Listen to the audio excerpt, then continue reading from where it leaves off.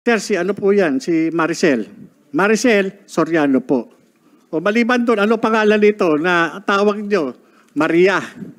Ngayon po, eto, sabi niya gano'n, eto sir, si ano po ito? Si Bongbong Marcos. Maliban dito, ano pangalan nito? Bonget. Yun po yung sinabi niya. Ang involved po doon, yung nakita ko mga litrato, no? Merong artista, may politician, may mga civilian. Ngayon po, tinanong ko po siya, sino ito? During nung kinukunan ko po siya ng ano, kasi ayoko pong sa akin magmula yung pag-identify. Gusto ko sa kanya magmumula yung identification. At yung mga nandun litrato, 5 litrato po yun sa pagkakatanda ko, iba't ibang klase, iba't ibang okasyon, iba't ibang pagkakataon.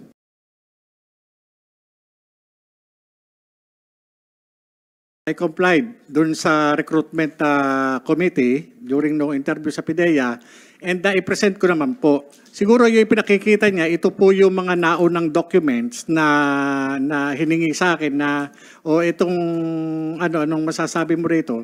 Nag-comply naman po ako doon sa recruitment committee noon bago ako na-appoint sa PIDEA.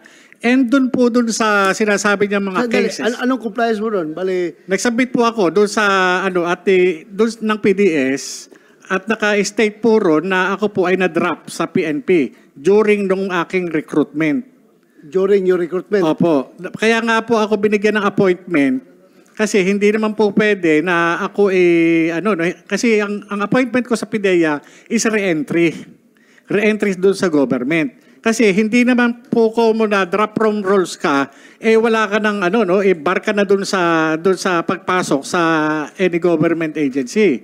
Drop pa lang po yun, hindi po yung Kaya nung time na yon, nung tinanggap po ako sa PIDEA at binerify naman po ito ng PIDEA, yun po yun. Kasi nag-comply po ako doon sa recruitment process Ngayon po, yung sinasabi ni Director General Lasso na yung mga cases filed against us hindi lang po ako kasi yung extortion dun sa kaso ni Mark Tan yung pinail sa ombudsman ng NBI at nagkaroon kami ng criminal case sa Quezon City, ito po na-exonerate kami.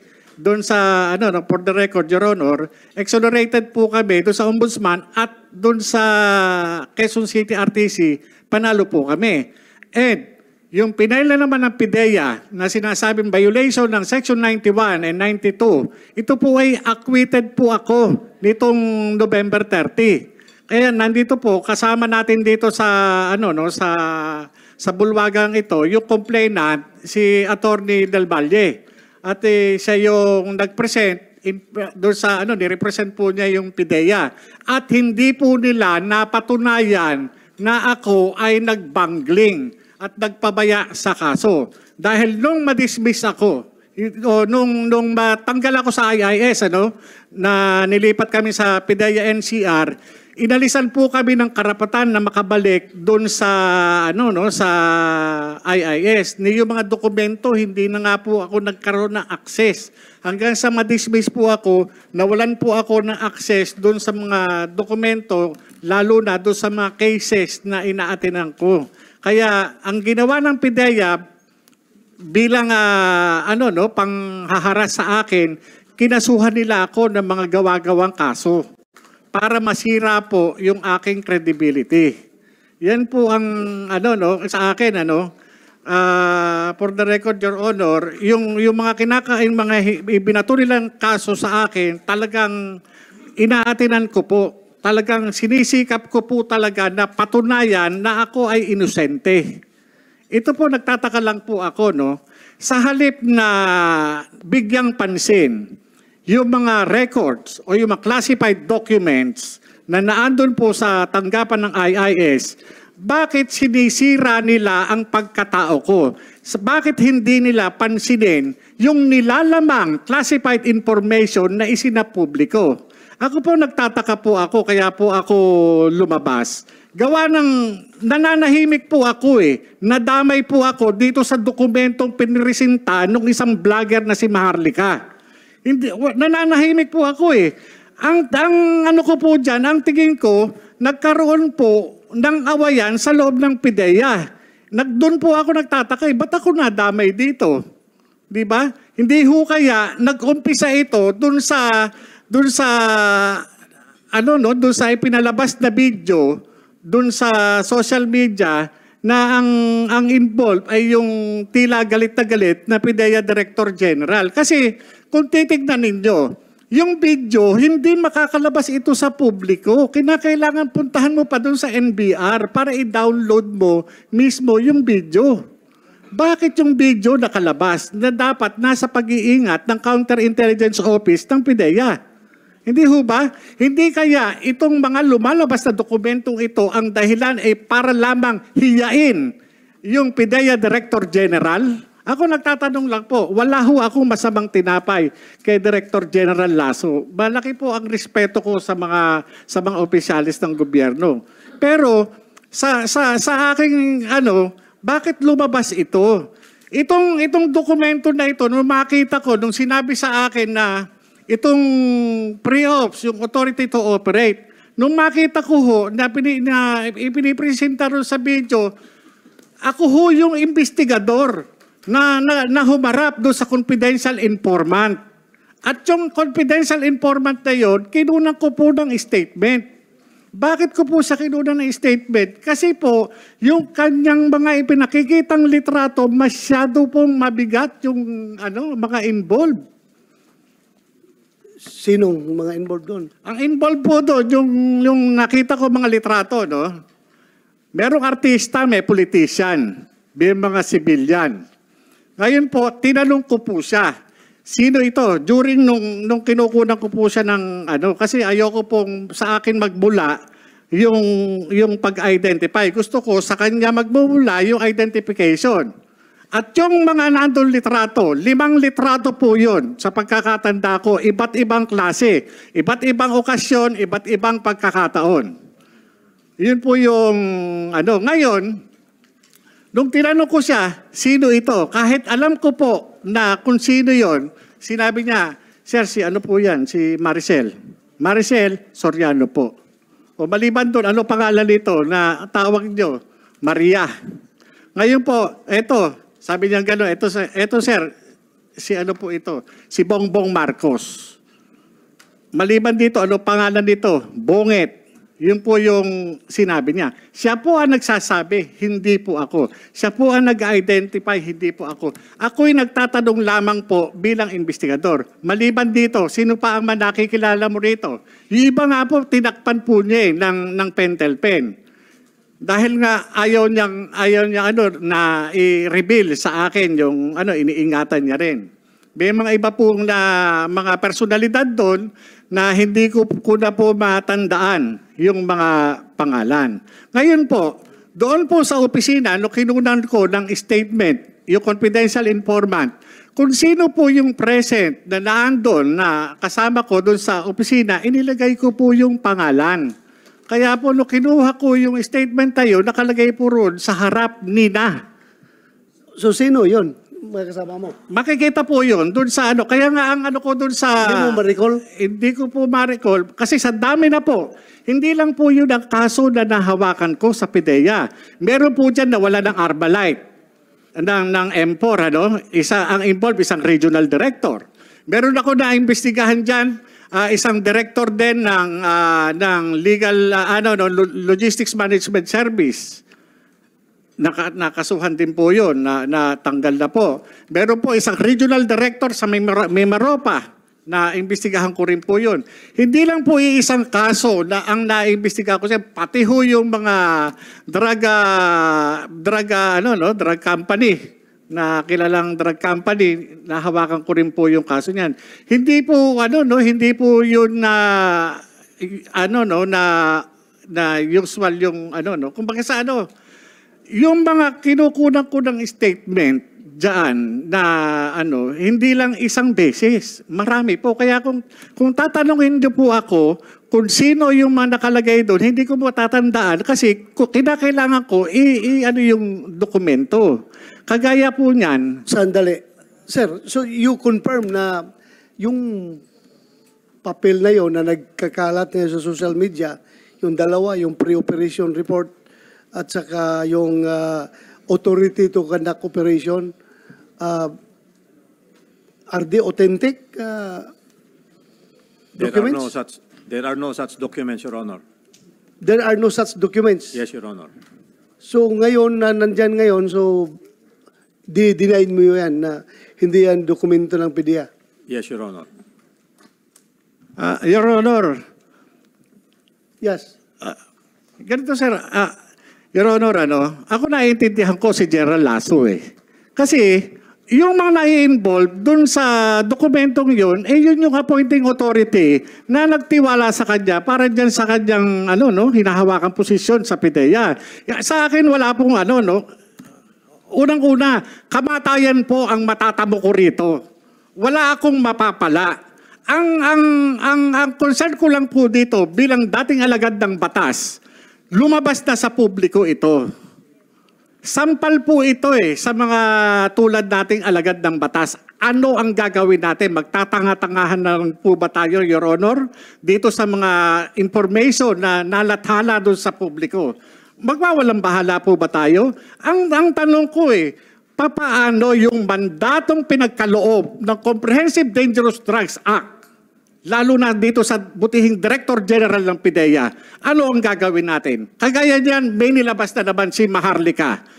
Yung sinasabing 2 minutes lang yung kinandak na drug test result. Wala ho bang authority ang PIDEA na mag-issue ng subpoena duces tecum ad testificandum against dun sa doktor at dun sa medical technologies, ganun din dun sa drug testing facility. Sana pinagpapaliwanag, hindi dapat Siguro, it's unfair din to accuse General Lasso dahil he was not the director at that time. Sino bang director ng time na yon? No, sir, Your Honor, hindi po natin, lilinawin ko, hindi ko ina-accuse si General Lasso. Ang inaano ko lang po is yung mandato.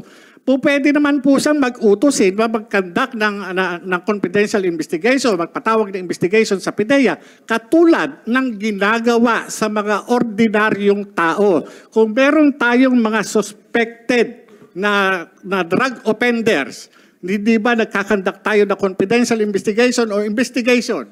Hindi po ba? Bakit hindi natin ipatupad ng tama, ng equal itong batas? Kaya nga kaya po ako talaga nagsikap ako na makarating dito at sumulat sa inyo upang magkaroon tayo ng sapat na batas.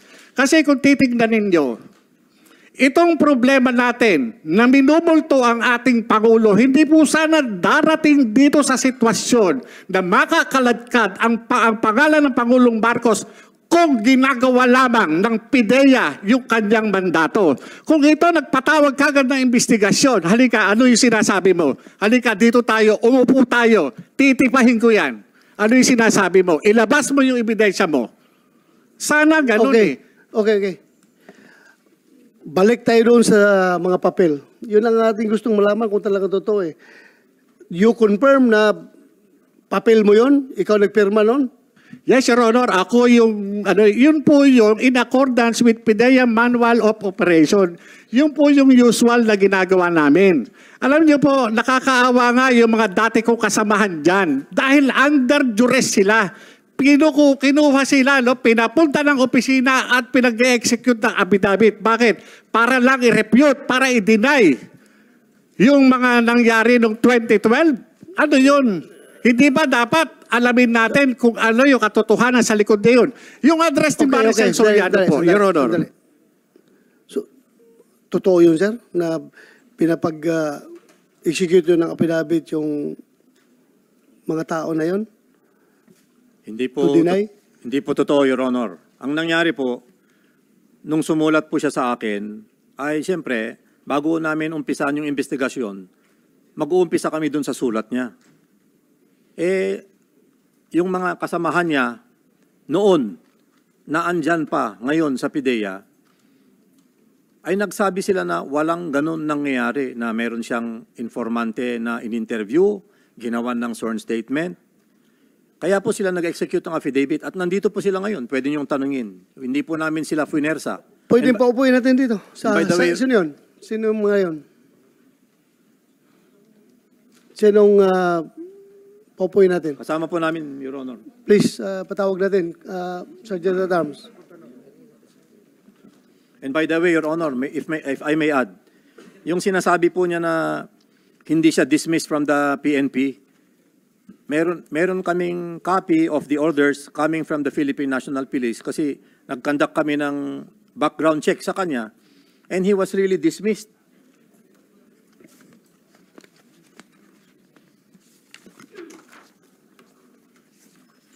Special Orders number 3106 dated November 19, 2008 na appoint po siya 2019. Confirmation of dropping from rules.